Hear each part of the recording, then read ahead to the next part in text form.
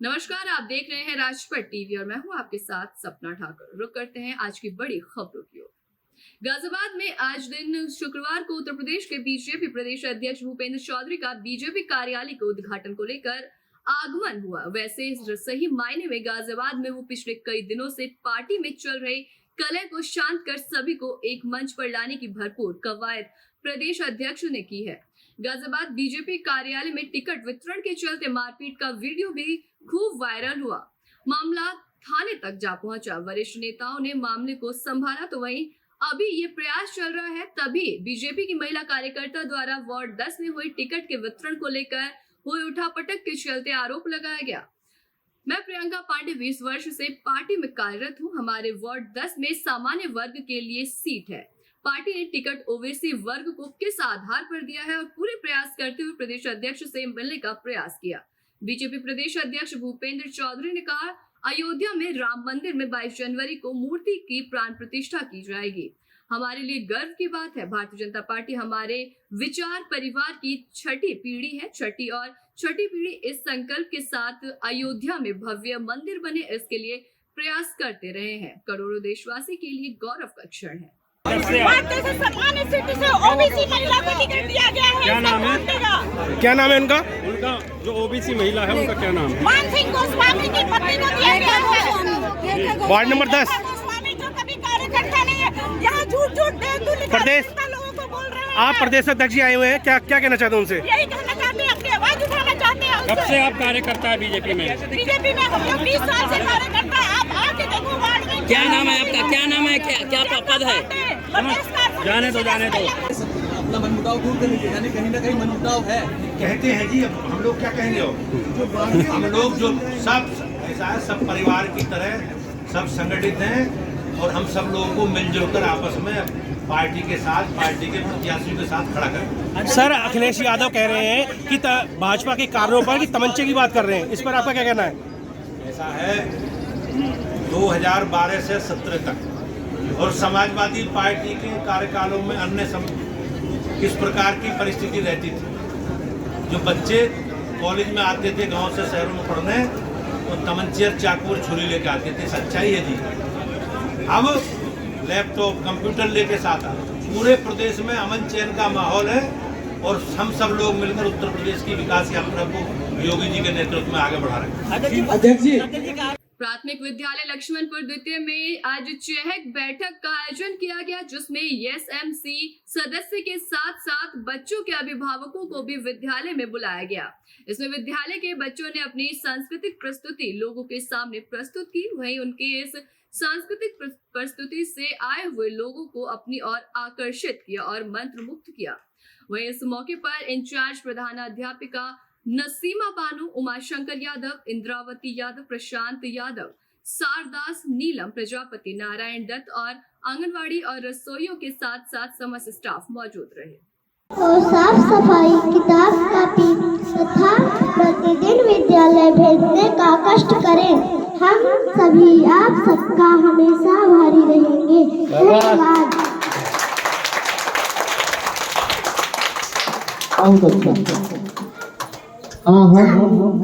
सभी अपने पीलीभीत में तैनात एक सिपाही ने अपना हिंदू नाम बताकर युवती को प्रेम जाल में फंसा लिया। धर्म परिवर्तन का दबाव बनाया। शामली के होटल में तमंचे के बल पर उसके साथ दुष्कर्म किया।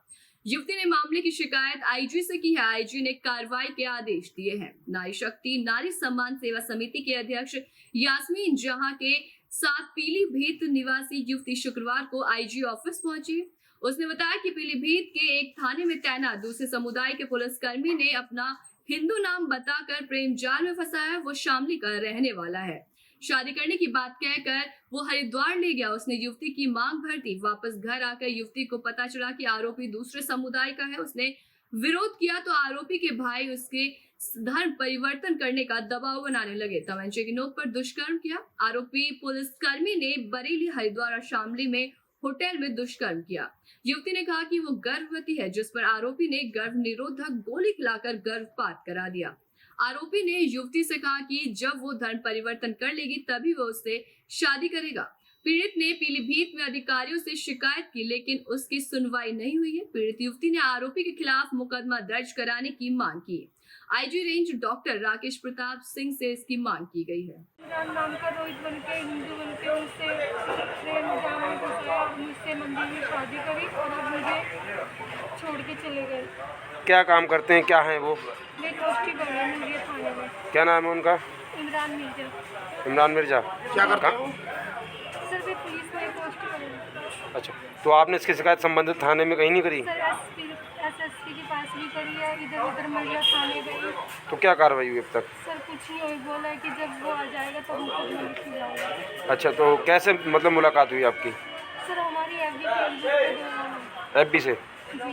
तो फिर आपने क्या बताया था उसने आपको? क्या क्या कह रहा है वो आपसे? बोला था कि मेरा नाम रोहित है, मैं यहाँ और मैं मतलब पुलिस में ऐसे ऐसे। अच्छा, तो कितने समय हो गया आपके संबंध में? सर 3 साल हो गए। अवैध संबंध भी बना है आपसे? आपके साथ अवैध संबंध भी बने? जी सर। कितनी बार उन लोगों को? सर अपने साथ में रखा था, अपनी वाइफ बना के। कितना समय रखा अपने साथ? सर 3 साल से। तो आपने इसकी शिकायत किसी अपने घर वालों से, उसके घर वालों से नहीं की? सर घर वालों से भी की, घर वालों ने बोला कि हमारे लिए मर चुके थे। अब वो क्या कह रहे हैं? साथ में रखने को मना कर रहे कोई हैं? दबाव बना रहा है, क्या कर रहा है आप पे? सर बोलते जवाब बना के कि मतलब परिवर्तन कर अपना धर्म बदल कर ऐसे कोर्ट मैरिज करें। ये लड़की मेरे पास आई है पीलीभीत से और इसकी कहीं भी एक रोहित नाम रख के किसी ने फेसबुक से इसे दोस्ती करी, जो कि पुलिस में है, पुलिस की रक्षक होती है, वो भक्षक बन के उसने इसे नाम बदल के इससे मंदिर ले जाके इससे इसकी मांग में सिंदूर भरा हरिद्वार में। उसके बाद वो अपने घर जब लेके गया, इसे जब पता चला इस पीड़िता को कि ये मुस्लिम है, तो इसने इसका विरोध किया तो उसने कहा मैं शादी कर, जब इसने दबाव डलाया तो उसने वो अपने घर ले गया, इसे उत्पीड़न करा, मारा पीटा और इससे कहा कि धर्म परिवर्तन कर अपना, तब मैं तुझसे शादी करूँगा। तो ये आए दिन जो लव जिहाद के मामले आते हैं, नॉर्मल आदमियों की अलग बात है, लेकिन एक पुलिस डिपार्टमेंट में जो शपथ लेते हैं पुलिस वाले कि हम किसी भी बेटी की या किसी सब महिलाओं की रक्षा करेंगे, जब वही भक्षक बन जाए। ये एसएसपी पीलीभीत भी गई है, 14 तारीख को बता रही है, वहाँ एप्लीकेशन दी है, अभी तक कोई कार्रवाई नहीं हुई। आज किससे शिकायत करी? आज हम आईजी के पास आए थे, आईजी साहब ने आश्वासन दिया है हमें कि कल आप वहाँ पहुँच जाना, आप जैसा चाहेंगे FIR होगी, जो भी चाहेंगे आपकी कार्रवाई सख्त से सख्त होगी। आप कौन सी संस्था से हैं? मैं नारी शक्ति नारी सम्मान सेवा समिति की राष्ट्रीय अध्यक्ष हूँ, यास्मीन जान मेरा नाम। ठीक। मियागंज ब्लॉक क्षेत्र के एक प्राथमिक विद्यालय में शिक्षिका ने छात्रा को बेरहमी से पीटा। कक्षा 3 की छात्रा को इस कदर पीटा कि वो कोमा में चली गई है। परिजन छात्रा को लेकर अस्पताल पहुंचे। मियागंज ब्लॉक क्षेत्र के गांव मवई ब्रह्मनाना प्राथमिक विद्यालय का ये पूरा मामला है। और ये आपस में बच्चे लड़ाई कर रहे थे। ये टीचर के पास बताने गई तो टीचर ने बाल पकड़ के घिचला के मारा इसी को। फिर ये सदमे में चली गई, 1-1.5 घंटा से बोल नहीं रही थी, जब बोली नहीं तब यहाँ लेके आए सरकारी हॉस्पिटल। इस बिटिया का क्या नाम है? दिव्या विश्वकर्मा। किस विद्यालय में पढ़ती है? प्राइमरी स्कूल में, ब्रह्मनान। टीचर जानते हैं कौन है? टीचर जानते हैं। नाम पता है? नाम तो नहीं पता है, लेडी टीचर हैं।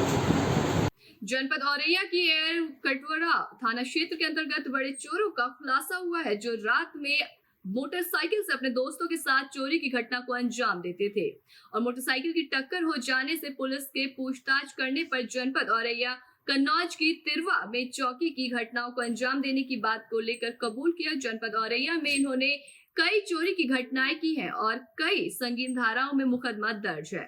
पुलिस अधीक्षक महोदय के कुशल नेतृत्व में जनपद औरैया में चारों निगम के पूछताछ करने पर पता चला कि ये जनपद औरैया में बहुत बड़ी घटना को अंजाम देना चाहते थे। आपको बता दें कि जनपद औरैया में बहुत बड़ी घटना को अंजाम देना चाहते थे। इन पे कई जिले में चोरी की घटनाओं में मुकदमा पंजीकृत है और औरैया जनपद पुलिस को इसकी बड़ी सफलता हासिल हुई है। एरवा कटरा में कुछ चोर पकड़े हैं, क्या है पूरा? जनपद औरैया में थाना एरवा कटरा में 24/3/2023 को वादी विकास उर्फ गोलू के ये ग्राम तकिया एरवा कटरा के रहने वाले हैं। इनके द्वारा लिखित सूचना दी गई थी कि 23/24 की रात में जब ये लोग छत पर सो रहे थे तो छत से कूदकर इनके घर में जाकर कुछ लोगों ने चोरी की है, जिसपे 380 IPC का अभियोग पंजीकृत किया गया था।